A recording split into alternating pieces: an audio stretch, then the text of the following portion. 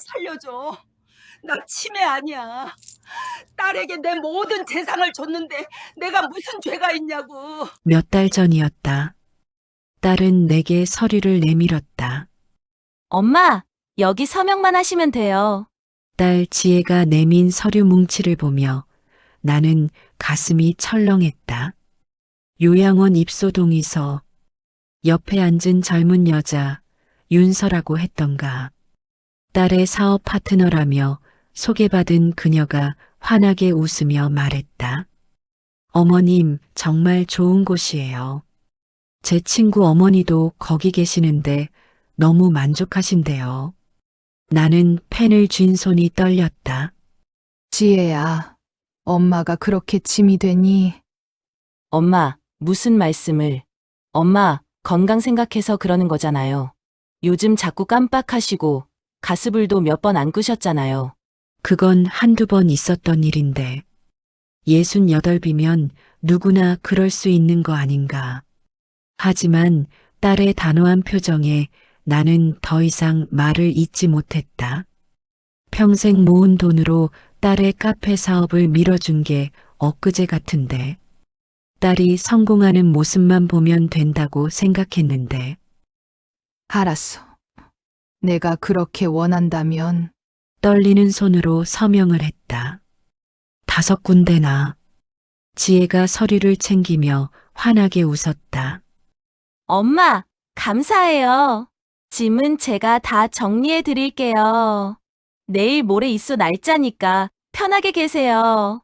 그날 밤 나는 잠을 이룰 수 없었다. 이상했다. 딸의 눈빛이 너무 차가웠다. 윤서라는 여자의 미소도 어딘가 섬뜩했다. 이틀 후 요양원 차가 집 앞에 섰다. 직원이 내 팔을 잡으며 말했다. 김순옥 어르신, 가시죠. 나는 고개를 들어 우리 집을 바라봤다. 평생 일해서 산 이 작은 아파트, 딸과 단둘이 살았던 이곳, 가슴이 먹먹했다. 그런데 요양원에 도착하고 일주일 후 나는 끔찍한 진실을 알게 됐다. 딸이 전화를 받지 않았다. 면회도 오지 않았다. 그리고 요양원 원장이 조용히 말했다. 어르신, 보호자분이 어르신 명의 집을 본인 명의로 이전하셨네요. 통장도 모두 동결됐고요. 치매 판정받으셨다면서요? 치매, 나는 치매가 아닌데 서류에 서명할 때 그런 내용이 있었나? 손이 덜덜 떨렸다. 나는 그제야 깨달았다. 내가 속은 것이다. 내 딸이, 내가 평생 목숨처럼 아낀 딸이 나를 버린 것이다. 본격적인 사연이 시작됩니다. 사연 시작 전에 구독과 좋아요 부탁드릴게요. 그리고 어느 지역에서 이 사연을 듣고 계신가요? 저는 원주에서 만들고 있어요. 어느 지역에 계신지 댓글로 알려주시면 반갑게 인사드릴게요. 나는 올해 68이다. 이름은 김순옥. 서울 변두리 작은 아파트에서 외동딸 지혜와 단둘이 살아왔다. 남편은 지혜가 고등학생일 때 세상을 떠났다.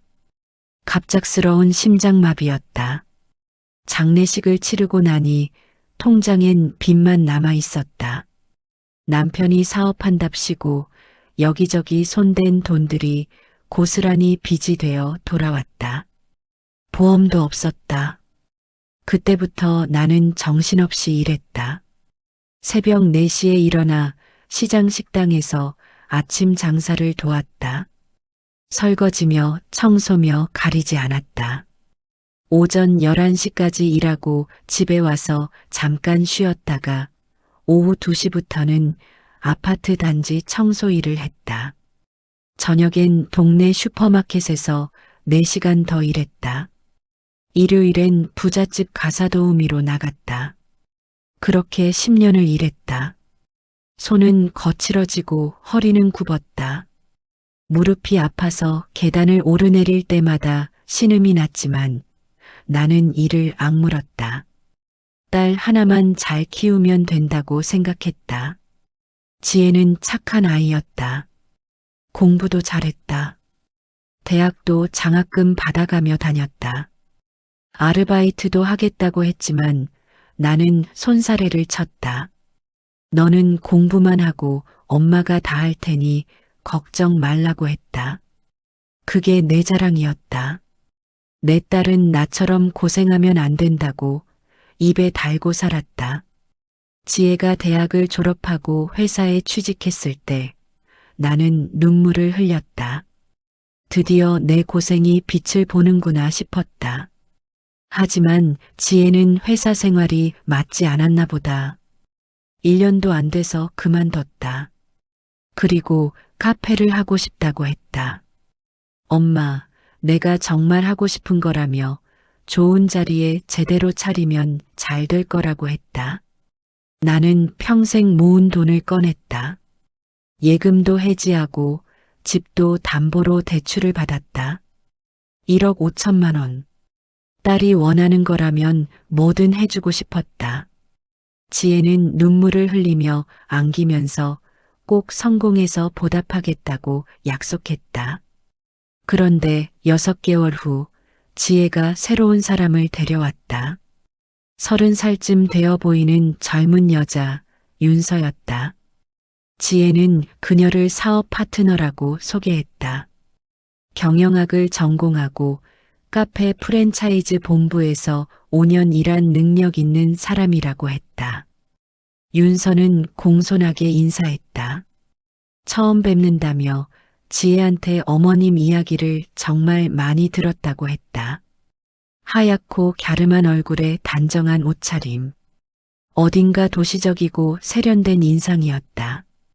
나는 어색하게 웃으며 우리 지혜 잘 부탁한다고 말했다.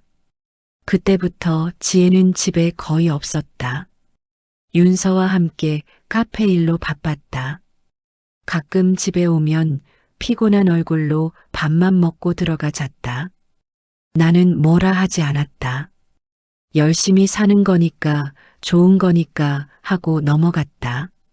그러던 어느 날이었다. 2달 전쯤 윤서가 지혜와 함께 집에 왔다. 처음으로 둘이 같이 저녁을 먹자고 했다. 나는 기뻐하며 음식을 차렸다. 딸아이 좋아하는 김치찌개며 두부조림이며 정성껏 준비했다. 저녁을 먹는 내내 윤서가 나를 유심히 쳐다보는 게 느껴졌다. 불편했지만 내색하지 않았다. 그런데 식사 후 거실에 앉아 차를 마실 때 윤서가 조용히 물었다. 혹시 20년 전에 아기를 고아원에 보낸 적이 있냐고. 나는 차를 마시다 말고 멈칫했다. 20년 전? 아기? 무슨 말인지 모르겠었다. 나는 지혜 말고 다른 아이는 없다고 대답했다. 지혜가 윤서를 쳐다봤다.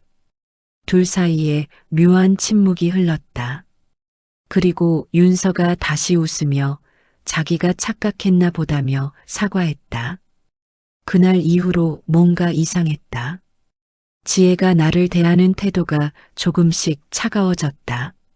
말을 걸어도 대답이 짧았고 눈도 잘 마주치지 않았다. 윤서는 더 자주 집에 왔다. 그리고 항상 나를 관찰하듯 바라봤다. 마치 무언가를 확인하려는 것처럼. 한 달 전 지혜가 갑자기 건강검진을 받으러 가자고 했다. 자기가 예약했다면서. 나는 별로 필요 없다고 했지만 딸이 워낙 고집을 부려서 따라갔다. 병원에서 이것저것 검사를 받았다. 의사가 몇 가지 질문을 했다. 날짜며 요일이며. 나는 대답을 잘 못했다. 요즘 무슨 요일인지 헷갈릴 때가 많았으니까. 검사 결과를 기다리는 동안 지혜와 윤서가 복도에서 무슨 이야기인가 속닥거렸다. 나는 의자에 앉아서 멍하니 창밖을 바라봤다. 왠지 불안했다. 무언가 잘못되고 있다는 느낌이 들었다. 일주일 후 의사가 경도인지장애 의심 진단을 내렸다. 치매 초기 단계일 수 있다고 했다. 하지만 나는 그게 이해가 안 됐다. 가끔 깜빡할 때는 있지만 68이면 누구나 그럴 수 있는 거 아닌가.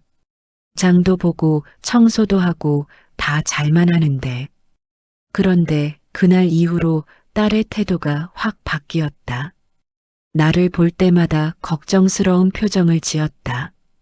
아니, 걱정이라기보다는 뭔가 다른 감정 같았다. 혐오? 아니면 경멸? 잘 모르겠었다. 그저 내 딸이 낯설게 느껴질 뿐이었다. 그리고 며칠 전 두 사람이 함께 집에 왔다. 지혜가 말했다. 엄마 건강이 안 좋으니 좋은 요양원을 알아봤다고. 윤서가 거들었다. 자기 친구 어머니도 거기 계시는데 너무 만족한다고. 나는 요양원이라는 말에 가슴이 철렁했지만 딸이 원한다면 어쩔 수 없었다. 그렇게 나는 서류에 서명을 했다. 5군데나. 손이 떨렸지만 참았다. 딸을 믿었으니까. 내가 평생을 바쳐 키운 딸이니까. 요양원에 도착한 건 토요일 오전이었다. 3층짜리 회색 건물. 겉보기엔 깔끔해 보였다. 직원이 내 짐을 들고 앞장섰다. 나는 뒤를 따라 걸으면서 고개를 들어 건물을 올려다봤다. 여기가 내가 앞으로 살 곳이구나. 지혜는 나를 로비까지만 데려다주고 갔다. 바쁘다며 짐은 직원이 정리해 줄 테니 걱정 말라고 했다. 나는 딸의 뒷모습을 바라봤다. 한 번도 뒤돌아보지 않았다. 그 모습이 왠지 낯설었다. 방은 4인실이었다. 창가 침대 하나가 내 자리였다. 옆 침대엔 머리 하얀 할머니가 누워서 천장을 멍하니 바라보고 있었다. 인사를 했지만 대답이 없었다. 직원이 속삭였다. 저 어르신은 중증 치매라서 말을 못하신다고. 나는 가방을 풀기 시작했다. 옷가지며 세면도구며. 그런데 이상했다. 내 통장이 없었다. 도장도 없었다. 지혜가 챙긴다고 하더니 짐에 넣지 않은 모양이었다. 나중에 갖다 주겠지 싶었다. 저녁 식사 시간이 됐다. 식당으로 내려갔다. 할머니, 할아버지들이 삼삼오오 모여 앉아 있었다. 나는 빈자리를 찾아 앉았다. 옆자리 할머니가 말을 걸었다. 새로 오셨냐고. 네, 오늘 왔다고 대답했다. 밥은 그럭저럭 먹을 만했다. 하지만 입맛이 없었다. 집 생각이 났다. 내가 해먹던 김치찌개 생각이 났다.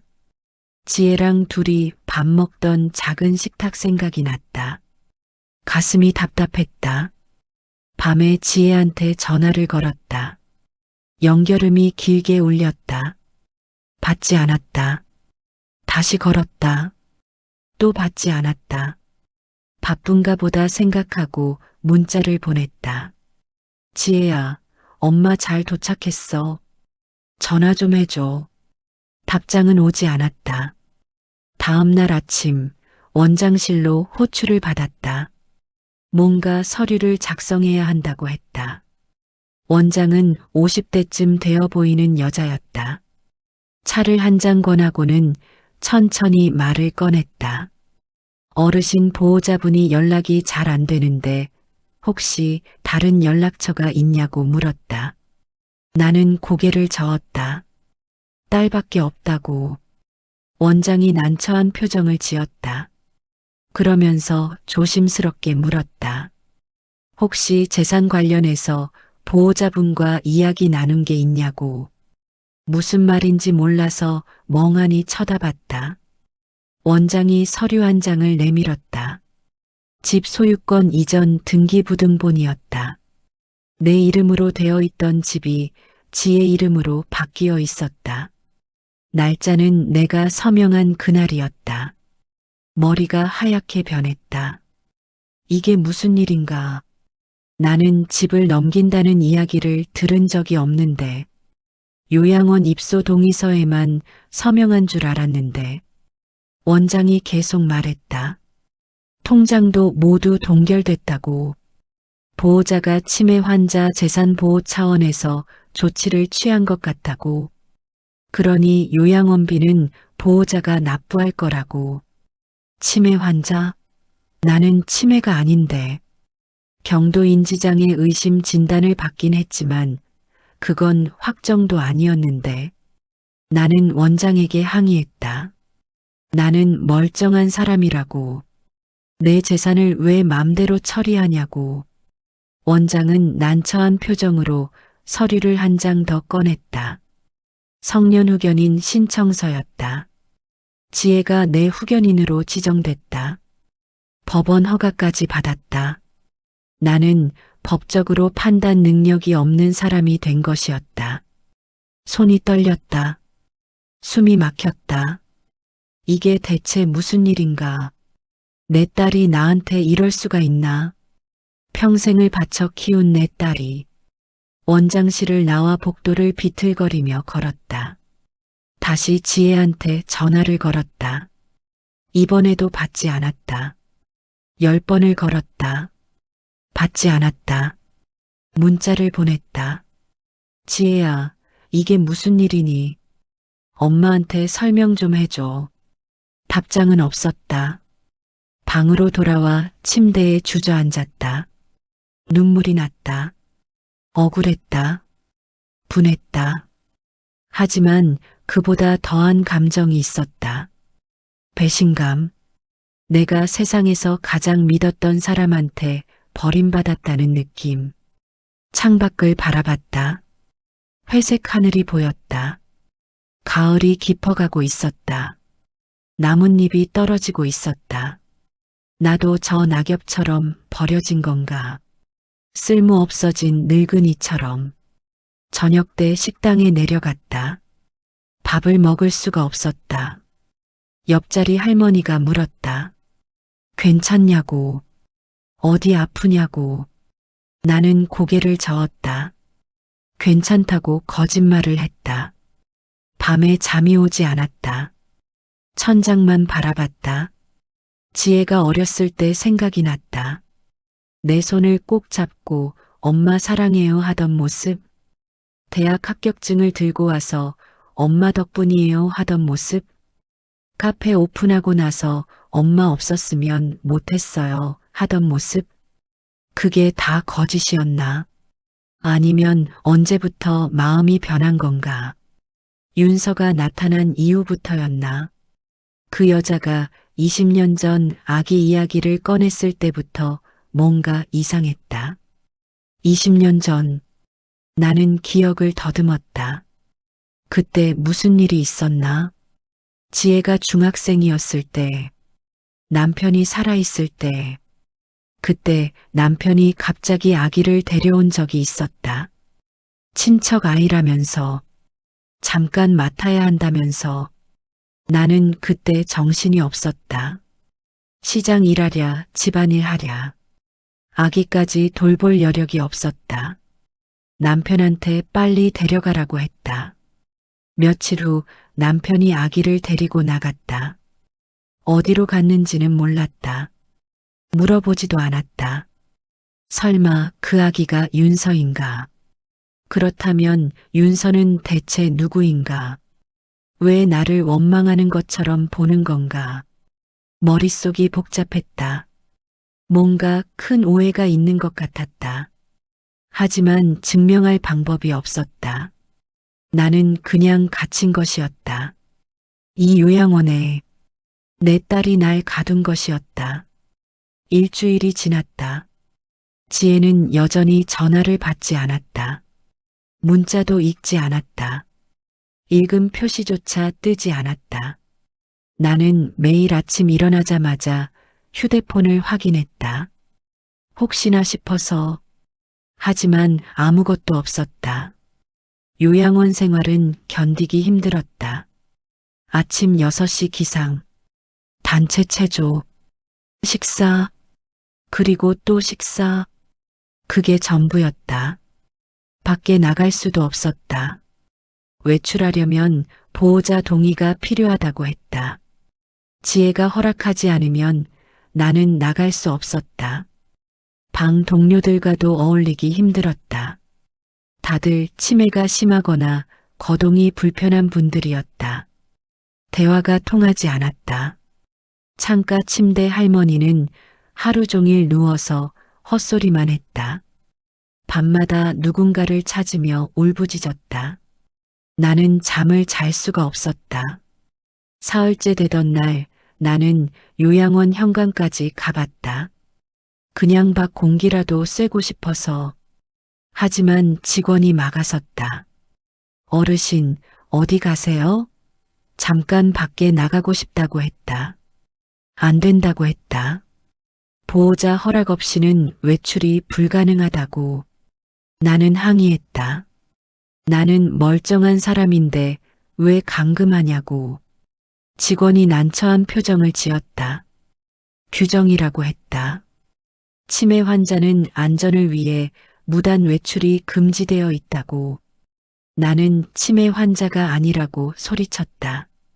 하지만 직원은 고개를 저었다. 어르신 보호자분이 그렇게 등록하셨다고 했다. 중증 치매 환자로. 24시간 감독이 필요한 환자로. 나는 말문이 막혔다. 중증 치매? 나는 혼자 밥도 먹고 화장실도 가고 멀쩡한데. 이게 말이 되나? 그날 저녁 나는 공중전화로 옛 친구 영자에게 전화를 걸었다. 40년 지기 친구였다. 같이 시장 일도 했고 명절 때마다 모였던 사이. 전화벨이 울렸다. 영자가 받았다. 나는 울먹이며 상황을 설명했다. 영자는 놀라는 것 같았다. 순호가 그게 무슨 소리야. 지혜가 그럴 리가 없잖아. 나는 계속 말했다. 집도 빼앗기고 갇혀 있다고. 좀 도와달라고. 영자가 잠시 침묵하더니 말했다. 그래, 내가 지혜한테 연락해 볼게. 다음 날 영자한테서 전화가 왔다. 목소리가 어둡고 무거웠다. 순호가 지혜한테 전화했는데 영자가 머뭇거리며 말을 이었다. 지혜가 그러던데 내가 요즘 정신이 많이 안 좋대. 헛소리도 하고 피해망상도 있고 병원에서도 치매 진단 받았다면서. 나는 숨이 막혔다. 아니라고. 나는 멀쩡하다고 소리쳤다. 하지만 영자는 안타까운 목소리로 말했다. 지혜가 엄청 힘들어하던데. 내가 돈을 어디다 숨겨놨다고 자꾸 의심하고 밤에 집을 나가서 헤매고 그래서 어쩔 수 없이 요양원에 모셨다는데. 거짓말이었다. 다 거짓말이었다. 나는 그런 적 없다고 외쳤다. 하지만 영자는 믿지 않는 것 같았다. 순호가 내 말도 이해는 가는데 치매 환자들이 다 자기는 정상이라고 하잖아. 너무 억울해하지 마. 지혜가 잘 돌봐줄 거야. 전화를 끊고 나서 나는 무너져 내렸다. 친구마저 나를 안 믿는다. 다들 지혜 편이다. 나는 완전히 고립됐다. 누구한테 도움을 청해야 할지 몰랐다. 2주일이 지났다. 지혜는 여전히 면회를 오지 않았다. 전화도 받지 않았다. 나는 점점 무기력해졌다. 밥도 제대로 먹지 못했다. 잠도 오지 않았다. 거울을 보니 얼굴이 초췌해져 있었다. 눈 밑에 다크서클이 짙게 깔렸다. 요양원 간호사가 걱정스럽게 물었다. 우울증 약을 처방받는 게 어떻겠냐고. 나는 고개를 저었다. 약을 먹으면 정말로 정신이 흐려질 것 같았다. 지금이라도 또렷해야 한다. 증명해야 한다. 내가 멀쩡하다는 걸. 어느 날 저녁 식당에서 낯선 할머니가 내 옆자리에 앉았다. 60대 후반쯤 되어 보였다. 단정한 옷차림에 똑똑해 보이는 인상이었다. 다른 어르신들과는 분위기가 달랐다. 할머니가 조용히 말을 걸었다. 새로 오신 분이죠? 네, 2주일 전에 왔다고 대답했다. 할머니가 고개를 끄덕였다. 저는 박명숙이라고 해요. 여기 온 지 한 달 됐어요. 박 여사라고 불러달라며 할머니가 웃었다. 그런데 표정이 밝지 않았다. 뭔가 깊은 슬픔 같은 게 느껴졌다. 나는 내 이름을 말했다. 김순옥이라고. 박 여사가 물었다. 왜 여기 오셨어요? 나는 주저했다. 말해도 될까? 하지만 억울한 마음에 조금씩 이야기했다. 딸이 날 여기 보냈다고. 집도 빼앗기고 갇혀 있다고. 박 여사가 조용히 듣고 있었다. 그리고 천천히 말했다. 저도 비슷해요. 아들이 저를 여기 보냈죠. 재산 문제 때문에. 나는 놀라서 박 여사를 쳐다봤다. 그럼 박 여사도 억울하게 갇힌 거냐고 물었다. 박 여사가 씁쓸하게 웃었다. 뭐, 그렇다고 할 수 있죠. 하지만 저는 제 실수도 있었어요. 아들을 너무 믿었어요. 사람은 돈 앞에서 변하더라고요. 가족이라고 예외는 아니에요. 우리는 그날 이후로 자주 이야기를 나눴다. 박 여사는 다른 어르신들과 달랐다. 말도 또렷하고 판단력도 멀쩡했다. 나처럼 억울하게 여기 갇힌 사람이었다. 우리는 서로를 위로했다. 어느 날 박 여사가 조심스럽게 물었다. 혹시 탈출 생각 없으세요? 나는 깜짝 놀라서 박 여사를 쳐다봤다. 탈출이라니. 박 여사가 말을 이었다.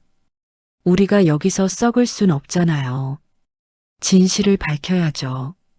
하지만 어떻게 나가냐고 물었다. 박 여사가 작은 목소리로 말했다. 방법이 있어요. 일단은 기다려요. 제가 계획을 세워볼게요. 나는 희망이 생기는 것 같았다. 처음으로 이 지옥에서 나갈 수 있을 것 같았다. 사흘 후, 박 여사가 나를 조용히 불렀다. 복도 끝 화장실 앞에서 만나자고 했다. 나는 가슴이 두근거렸다. 탈출 계획을 세운 건가? 화장실 앞에서 박 여사를 만났다.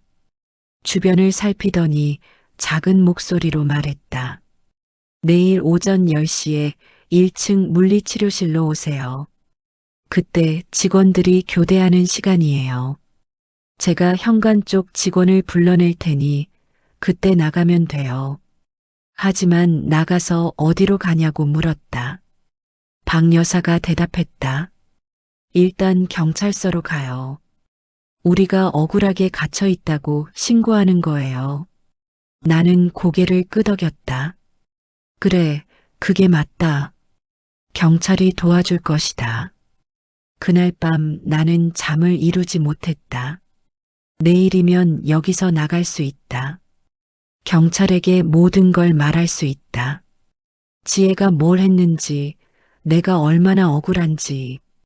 가슴이 두근거렸다. 다음 날 아침 나는 일찍 일어났다. 씻고 옷을 갈아입었다.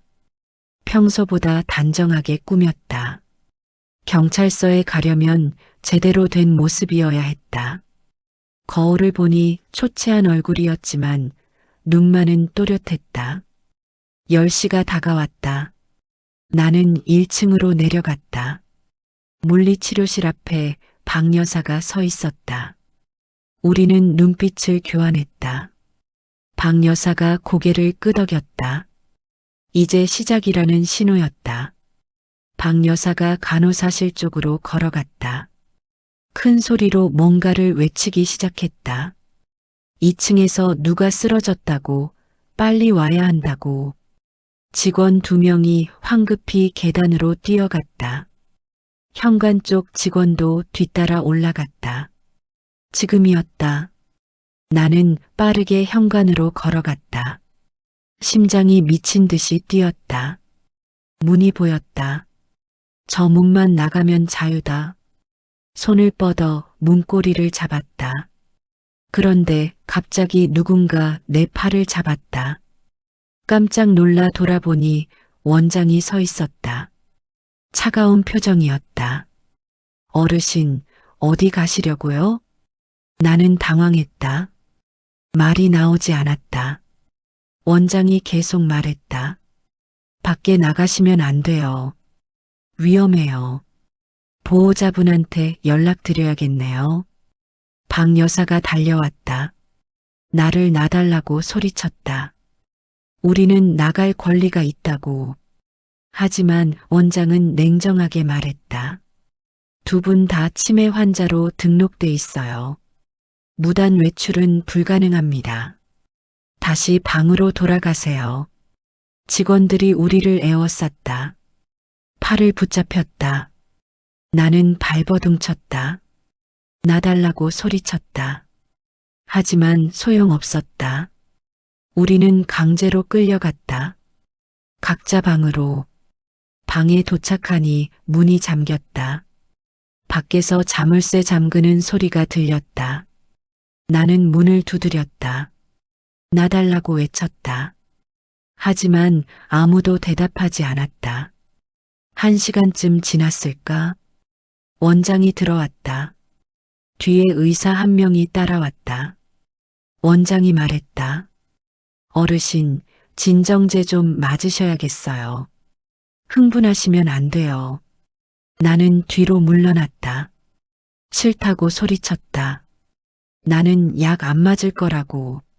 하지만 간호사 2명이 들어와서 나를 붙잡았다. 의사가 주사를 준비했다. 나는 울부짖었다. 제발 놔달라고. 주사 바늘이 팔에 찔렸다. 따끔한 통증. 그리고 곧 몸이 나른해지기 시작했다. 정신이 흐릿해졌다. 무릎에 힘이 풀렸다. 나는 침대에 쓰러졌다. 의식이 희미한 상태에서 원장의 목소리가 들렸다. 보호자분한테 연락드려야겠어요. 어르신 상태가 악화됐다고. 더 강력한 조치가 필요하다고. 나는 입을 열려고 했다. 하지만 혀가 굳어서 말이 나오지 않았다. 눈꺼풀이 무거웠다. 정신을 잃어가고 있었다. 마지막으로 생각한 건 지혜였다. 내 딸, 왜 이러는 거니? 깨어났을 때는 저녁이었다. 머리가 지끈거렸다. 몸을 움직이려 했는데 움직여지지 않았다. 손목과 발목에 뭔가 묶여 있었다. 고개를 들어보니 침대에 묶여 있었다. 억제되었다. 나는 비명을 질렀다. 아무도 오지 않았다. 목이 쉬도록 소리쳤다. 여전히 아무도 오지 않았다. 나는 혼자였다. 완전히 혼자였다. 그날 밤 창문 밖을 바라봤다. 별이 보였다. 저 별들은 자유롭게 빛나고 있는데 나는 여기 묶여 있다. 눈물이 흘러내렸다. 이대로 죽는 건 아닐까? 아무도 모르게. 다음 날 아침 억제대를 풀어줬다. 하지만 방에서 나갈 수는 없었다. 문이 잠겨 있었다. 격리 조치라고 했다. 며칠 동안 관찰이 필요하다고 했다. 사흘째 되던 날 창문으로 밖을 보다가 익숙한 차를 봤다. 지혜의 차였다. 심장이 뛰었다. 딸이 왔다. 드디어 왔다. 이제 오해를 풀 수 있다. 하지만 지혜는 내 방으로 오지 않았다. 원장실로 갔다. 창문으로 보이는 복도에서 지혜와 원장이 이야기하는 모습이 보였다. 그리고 옆에 윤서도 있었다. 셋이 무슨 이야기인가 나누고 있었다. 1시간쯤 지났을까? 원장이 내 방으로 왔다. 표정이 더 차갑고 단호해졌다. 어르신, 보호자분과 상의했어요. 어르신을 폐쇄병동으로 옮기기로 했어요. 폐쇄병동? 그게 뭐냐고 물었다. 원장이 설명했다. 정신과 환자들이 있는 곳이에요. 더 철저한 관리가 필요한 분들. 거기선 24시간 감시를 받게 돼요. 나는 소리쳤다. 나는 정신병자가 아니라고. 딸을 만나게 해달라고. 원장은 고개를 저었다. 보호자분이 면회를 원하지 않으세요. 어르신 보시면 더 흥분하실까봐. 지혜가 나를 보지 않겠다고 했다. 내 딸이. 나는 무너졌다. 이게 끝인가? 정말 끝인가? 나는 이제 완전히 버려진 건가? 원장이 나가고 혼자 남았다. 침대에 주저앉았다. 눈물도 나오지 않았다. 그저 텅 빈 기분이었다. 모든 게 끝났다는 생각뿐이었다. 그때 복도에서 작은 소리가 들렸다. 노크 소리. 문이 조금 열렸다. 박 여사였다. 격리에서 풀려난 모양이었다. 박 여사가 속삭였다. 순옥 씨, 포기하지 마세요. 제가 방법을 찾았어요. 나는 고개를 들었다. 박 여사의 눈빛이 이상하게 반짝였다. 뭔가 계획이 있는 것 같았다. 박 여사가 말했다. 저 사실 그냥 할머니가 아니에요. 전직 판사예요. 법을 압니다. 우리 이길 수 있어요. 판사? 나는 믿기지 않았다. 하지만 박 여사의 단호한 표정을 보니 거짓말 같지 않았다. 박 여사가 계속 말했다. 제 친구 중에 변호사가 있어요. 내일 몰래 편지를 보낼 거예요. 조금만 참아요. 처음으로 희망이 보였다. 아주 작은 희망이었지만 그래도 희망이었다. 일주일 후 박 여사가 내 방으로 왔다. 손에 편지 한 통을 들고 있었다. 표정이 심각했다. 순옥 씨, 제 변호사 친구한테 답장이 왔어요. 우리 사건을 맡겠대요. 나는 가슴이 두근거렸다. 정말이냐고 물었다. 박 여사가 고개를 끄덕였다. 그런데 몇 가지 증거가 필요하대요. 일단 어르신 집 등기부등본, 통장 거래 내역, 그리고 가장 중요한 게 있어요. 뭐냐고 물었다. 박 여사가 조심스럽게 말했다. 20년 전 그 아기 이야기. 그게 핵심인 것 같아요. 윤서라는 여자가 왜 어르신을 원망하는지 알아야 해요. 혹시 그때 일을 더 자세히 기억하세요? 나는 기억을 더듬었다. 20년 전 남편이 갑자기 아기를 데려왔던 날. 친척 아이라고 했다. 하지만 이상했다.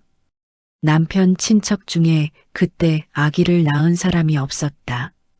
내가 다 알고 있었는데 남편한테 물어봤다. 대체 누구 아기냐고. 남편이 버럭 화를 냈다.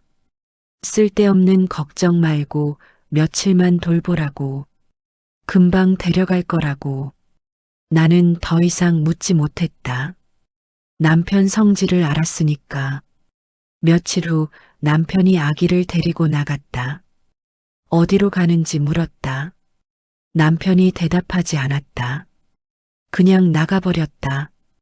그리고 돌아와서는 아무 말도 하지 않았다. 나도 묻지 않았다. 알고 싶지 않았다. 박 여사가 조용히 물었다.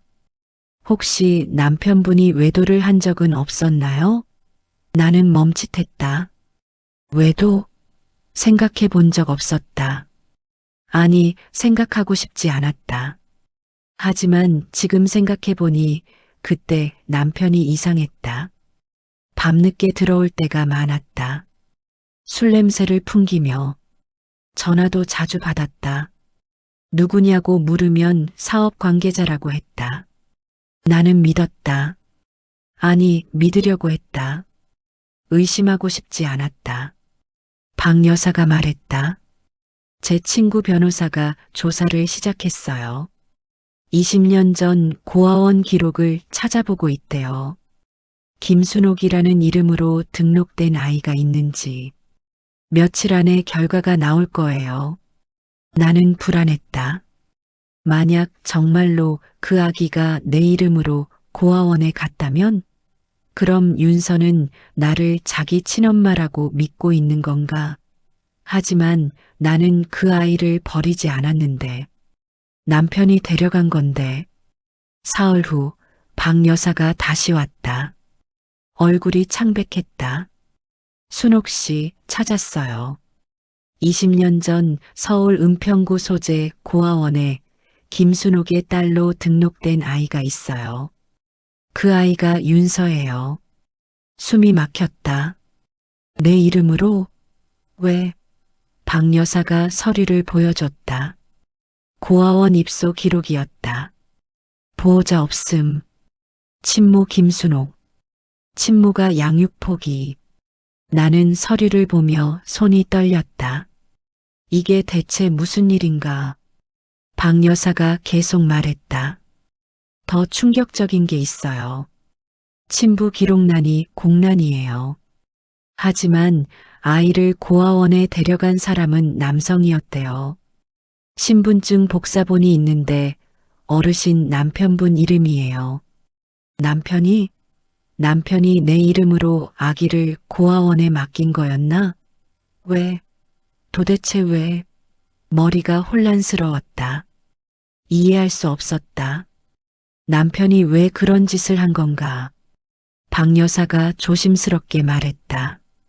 제 추측이지만요.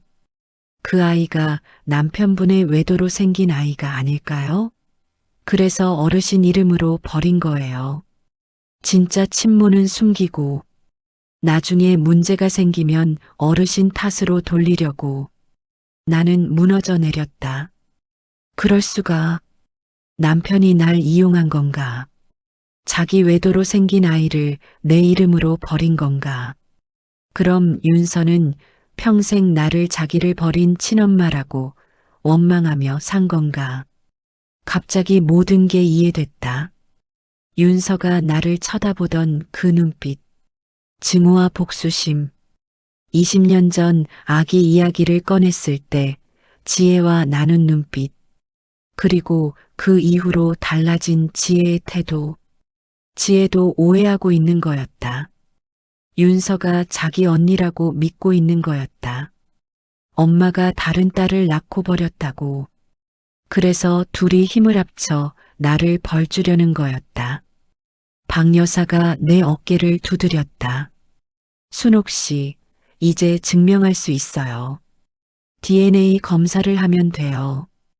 윤서가 어르신 딸이 아니라는 걸. 나는 고개를 들었다. 하지만 어떻게? 여기 갇혀 있는데. 박 여사가 말했다. 제 변호사 친구가 법원에 긴급 구제 신청을 할 거예요. 부당한 후견인 지정이라고. 그럼 법원에서 조사가 들어와요. 그때 우리가 모든 걸 설명하면 돼요. 하지만 시간이 얼마나 걸리냐고 물었다. 박 여사가 대답했다. 빨라도 한 달. 그동안 참아야 해요. 나는 한숨을 쉬었다. 한 달. 이 지옥 같은 곳에서 한 달을 더. 그날 밤 잠이 오지 않았다. 남편 생각을 했다. 10년 전 죽은 남편.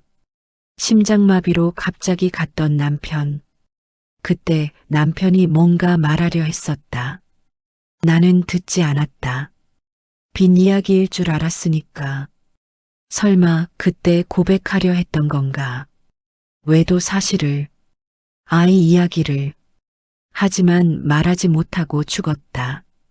그리고 그 비밀이 20년 후에 이렇게 폭발한 건가.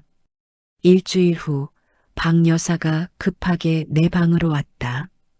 순옥 씨, 큰일 났어요. 제 변호사 친구가 어르신 남편분 유품을 조사했대요. 혹시 증거가 있을까 싶어서. 그런데 일기장을 찾았대요. 일기장? 남편이 일기를 썼나? 몰랐다. 박 여사가 손에 든 복사본을 보여줬다. 일기장 내용 일부였다. 나는 떨리는 손으로 받아서 읽기 시작했다. 1997년 3월 15일. 오늘 미영이가 임신했다고 연락 왔다. 어떻게 해야 하나? 순옥이한테 말할 수 없다. 미영이는 혼자 키우겠다고 하는데 돈이 없다고 한다. 1997년 11월 20일. 아이가 태어났다. 미영이가 키울 수 없다며 나한테 떠넘겼다. 어떻게 해야 하나? 집에 데려갈 수도 없고 순옥이한테 들키면 끝이다. 1997년 11월 23일. 결정했다. 고아원에 보내기로. 순옥이 이름으로 등록하면 나중에 문제 생겨도 내 책임이 아니다. 미안하다. 하지만 어쩔 수 없다. 나는 일기장을 읽으며 온몸이 떨렸다. 이게 진실이었다. 남편의 외도, 그리고 비겁한 선택, 나를 이용한 것.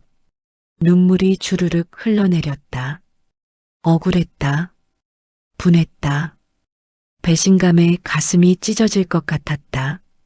박 여사가 말했다. 이제 증거가 다 모였어요. 법원 신청이 들어갔어요. 곧 조사가 올 거예요. 조금만 더 견뎌요. 나는 고개를 끄덕였다. 견뎌야 한다. 진실을 밝혀야 한다. 내가 억울하다는 걸. 그리고 지혜에게도 알려야 한다. 내가 오해하고 있다는 걸. 이틀 후 법원 조사관이 요양원에 왔다. 40대 중반쯤 되어 보이는 여성이었다. 단정한 정장에 서류 가방을 들고 있었다. 원장의 얼굴이 굳어 있었다. 뭔가 예상치 못한 일이 벌어진 것 같았다. 조사관이 내 방으로 왔다. 김순옥 어르신이시죠? 부당한 성년 후견인 지정건으로 조사 나왔습니다. 나는 눈물이 났다. 드디어 누군가 내 말을 들어줄 사람이 온 것이다. 조사관이 의자에 앉으며 물었다. 어르신, 본인이 이곳에 온 경위를 설명해 주시겠어요? 나는 처음부터 차근차근 설명했다. 딸이 날 속였다고. 집도 빼앗기고 갇혀 있다고. 나는 치매가 아니라고. 조사관이 꼼꼼히 기록했다. 그리고 물었다. 딸분이 왜 그랬다고 생각하세요? 나는 윤서 이야기를 했다. 20년 전 아기 이야기를. 남편의 외도로 생긴 아이를. 그리고 남편이 내 이름으로 고아원에 보낸 것을. 조사관의 표정이 심각해졌다. 증거가 있으신가요? 나는 박 여사 이야기를 했다. 박명숙 여사가 변호사 친구를 통해 조사했다고. 남편의 일기장도 찾았다고. 조사관이 박 여사도 면담하겠다고 했다. 그리고 딸분과 윤서 씨도 소환할 거라고 했다. DNA 검사도 진행할 거라고. 나는 가슴이 두근거렸다. 이제 진실이 밝혀질 것이다. 사흘 후 법원 명령으로 DNA 검사가 진행됐다. 나와 윤서 그리고 지혜. 셋 다 체열을 했다. 윤서는 처음에 거부했다고 한다. 하지만 법원 명령이라 어쩔 수 없었다. 일주일이 지났다. 그동안 나는 조마조마했다. 결과가 어떻게 나올까? 설마 윤서가 정말 내 딸이면 어떡하나? 하지만 아니다. 나는 확신했다. 남편이 내 이름으로 등록했을 뿐이다. 드디어 결과가 나왔다. 조사관이 다시 왔다. 표정이 밝았다. 어르신, 결과 나왔습니다. 윤서 씨는 어르신의 친딸이 아닙니다. 유전적 관계가 전혀 없어요. 나는 안도의 한숨을 쉬었다. 그렇지. 내가 알고 있었다. 조사관이 계속 말했다. 그런데 더 놀라운 게 있어요. 윤서 씨와 지혜 씨도 자매가 아니에요. 아버지가 다릅니다. 뭐라고? 나는 깜짝 놀랐다. 아버지가 다르다고? 그럼 윤서의 아버지는 내 남편이 아니라는 건가? 조사관이 고개를 끄덕였다. 네. 윤서 씨 친부는 따로 있어요. 어르신 남편분이 아니에요. 머리가 복잡했다. 그럼 대체 누구 아이인가? 남편은 왜 그 아이를 내 이름으로 고아원에 보낸 건가? 조사관이 설명했다. 추가 조사 결과 윤서 씨의 친모는 미영이라는 여성인데 그 여성이 어르신 남편분과 연인 관계였대요. 하지만 아이는 다른 남자 아이였고요. 남편의 연인이 다른 남자 아이를 임신했다? 그래서 남편이 화가 나서 아이를 버린 건가? 하지만 왜 내 이름으로? 조사관이 남편의 일기장 내용을 더 보여줬다. 1997년 10월 10일. 미영이가 배신했다. 아이가 내 아이가 아니라고 한다. DNA 검사를 했더니 다른 남자 아이였다. 미친년. 하지만 어쩔 수 없다. 아이를 책임져야 한다. 순옥이 이름으로 처리하자. 1997년 11월 25일. 고아원에 보냈다. 순옥이 이름으로. 미영이는 연락을 끊었다. 이제 다 끝났다. 순옥이는 모른다. 평생 모를 것이다. 나는 일기를 읽으며 분노가 치밀었다. 남편이 나를 완전히 이용한 것이었다. 자기 연인이 다른 남자아이를 낳았는데 그걸 내 탓으로 돌린 것이었다. 비겁한 인간. 나는 이를 악물었다. 조사관이 말했다. 더 조사한 결과 고아원 기록에 김순옥 씨가 직접 아이를 맡긴 것으로 되어 있는데 실제로는 남성이 맡겼대요. 서명도 위조됐고요. 어르신 필적이 아니에요. 서명 위조까지. 남편이 얼마나 치밀하게 계획한 건가. 나는 숨이 막혔다. 20년 후에 이렇게 폭탄이 터질 줄 남편도 몰랐을 것이다. 아니, 알았을까? 그래서 죽기 전에 뭔가 말하려 했던 건가. 조사관이 계속 설명했다. 윤서 씨는 평생 자신이 김순옥 씨의 친딸이라고 믿고 살았대요. 고아원 기록에 그렇게 되어 있으니까요.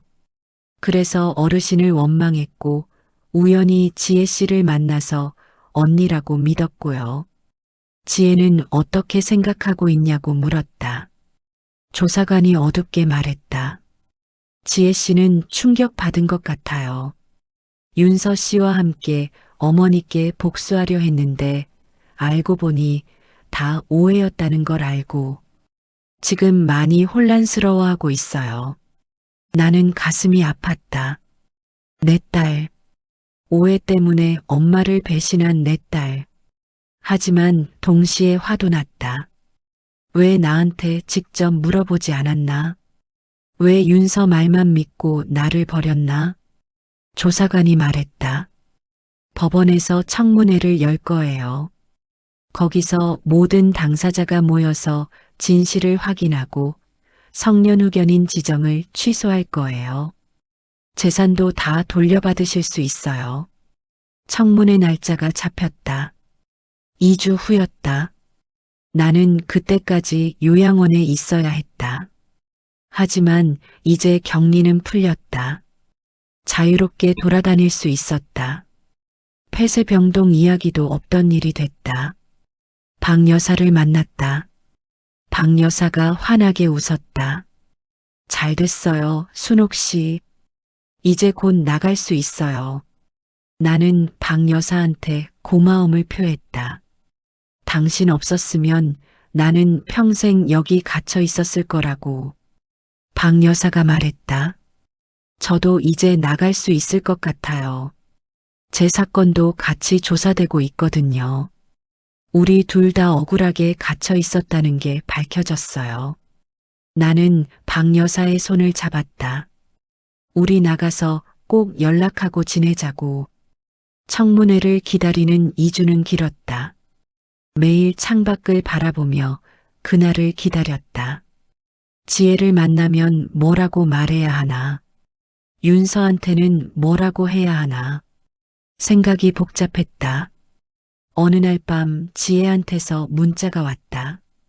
처음으로 엄마 미안해요. 제가 오해했어요. 청문회 때 뵐게요. 짧은 문자였지만 나는 눈물이 났다. 내 딸, 이제 오해가 풀린 것이다. 하지만 마음 한편에는 여전히 아픔이 있었다.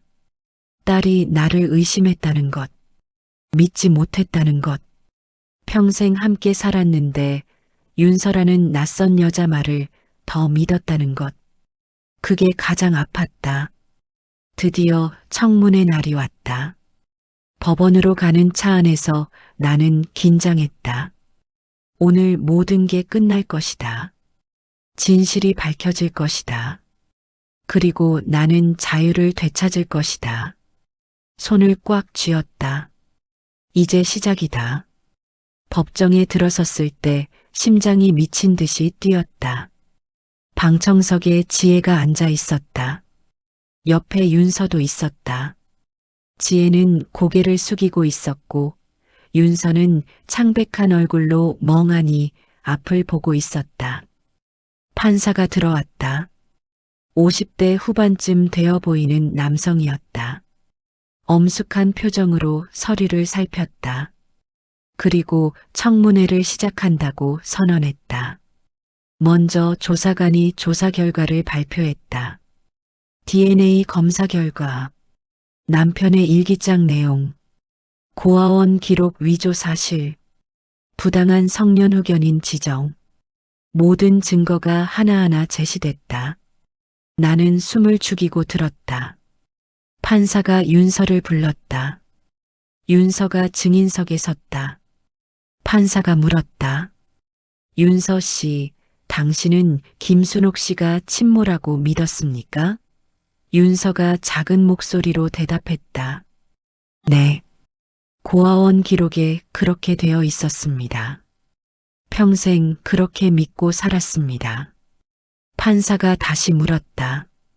DNA 검사 결과를 들었을 때 어떤 기분이었습니까? 윤서의 목소리가 떨렸다. 충격이었습니다.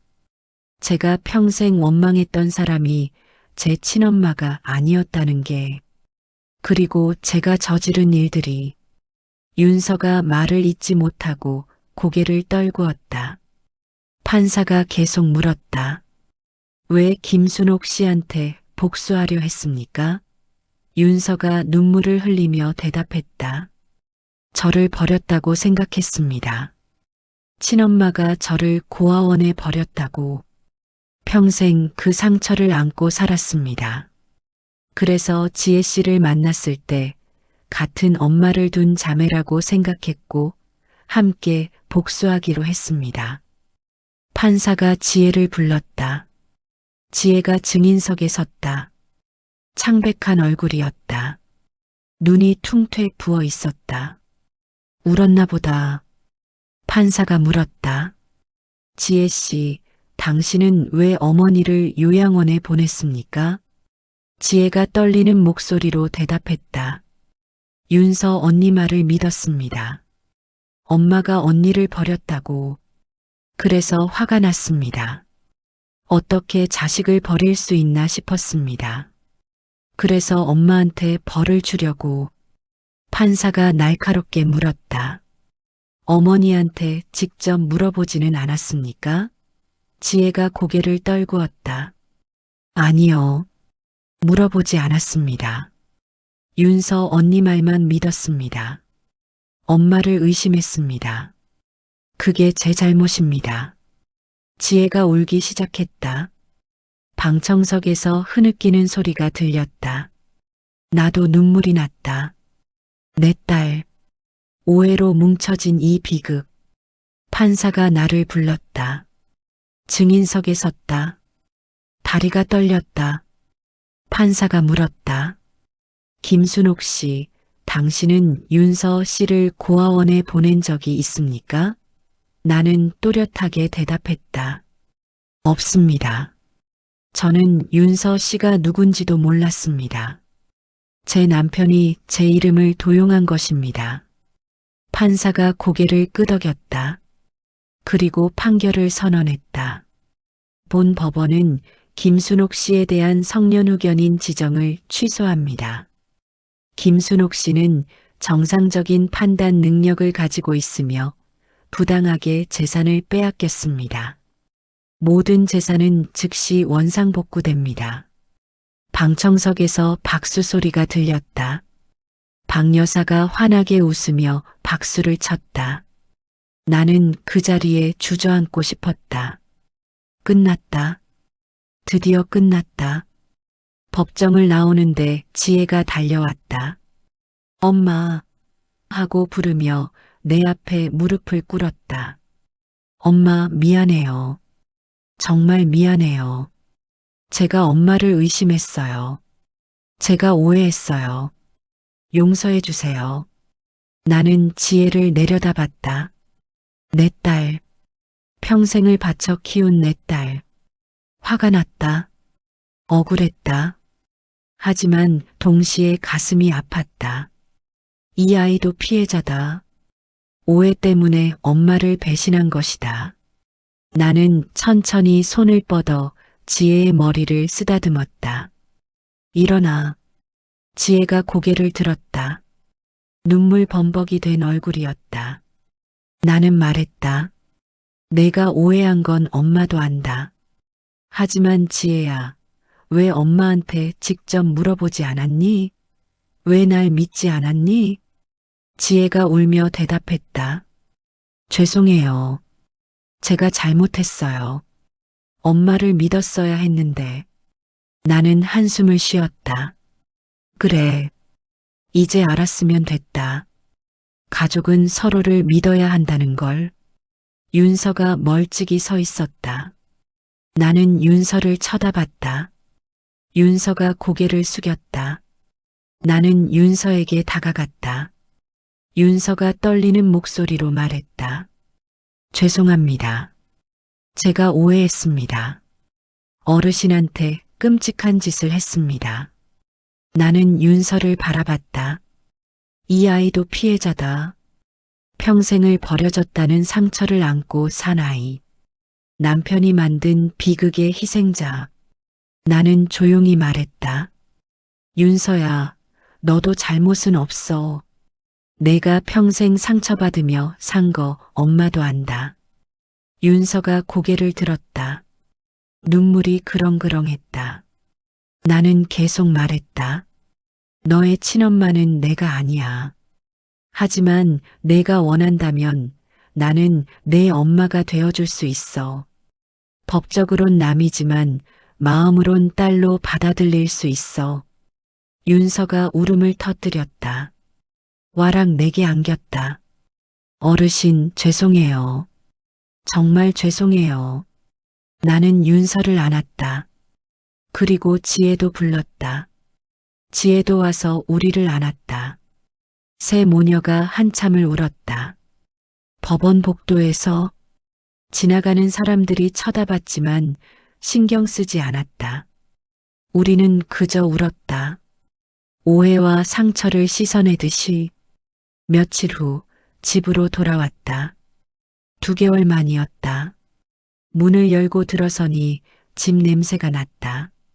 내가 살던 곳 냄새. 눈물이 또 났다. 지혜가 짐을 들고 따라왔다. 엄마, 제가 당분간 여기서 같이 살게요. 엄마 돌봐드릴게요. 나는 고개를 저었다. 아니다. 너는 내일 해. 엄마는 혼자서도 잘 살 수 있어. 지혜가 울먹였다. 엄마, 제발 용서해 주세요. 나는 지혜를 안았다. 이미 용서했다고. 다만 시간이 필요하다고. 한 달이 지났다. 나는 일상으로 돌아왔다. 시장에도 나가고 친구들도 만났다. 영자가 미안하다며 울었다. 내가 말했다. 괜찮아. 너도 몰랐으니까. 윤서가 가끔 찾아왔다. 음식을 해와서 나눠 먹었다. 어색했지만 조금씩 마음이 열렸다. 이 아이도 불쌍하다는 생각이 들었다. 평생을 원망 속에 살았으니. 어느 날 윤서가 물었다. 어르신, 진짜 저를 딸로 생각해 주시겠어요? 나는 고개를 끄덕였다. 그래. 내가 원한다면. 윤서가 눈물을 흘렸다. 감사합니다. 평생 제대로 된 엄마를 가져본 적이 없었는데 나는 윤서의 손을 잡았다. 이제부터라도 제대로 된 가족이 되자. 피는 속일 수 없지만 마음은 속일 수 없다. 진짜 가족은 피가 아니라 마음으로 만들어지는 거다. 지금 나는 69이다. 이 나이에 딸이 둘이 됐다. 하나는 피로 연결된 딸, 하나는 마음으로 연결된 딸. 둘 다 소중하다. 비록 아픈 과정을 겪었지만 결국 우리는 가족이 됐다. 요즘 생각한다. 진실의 중요성을, 오해가 얼마나 무서운지를, 그리고 용서의 힘을.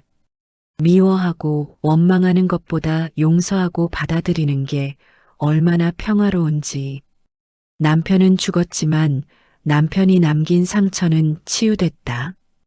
그 상처 속에서 새로운 가족이 탄생했다. 인생은 참 알 수 없다. 가장 아픈 순간이 때로는 가장 큰 축복의 시작이 된다. 창밖을 본다. 봄이 왔다. 꽃이 피고 있다. 겨울이 지나고 봄이 오듯 내 인생에도 봄이 왔다. 이제는 웃을 수 있다. 진심으로.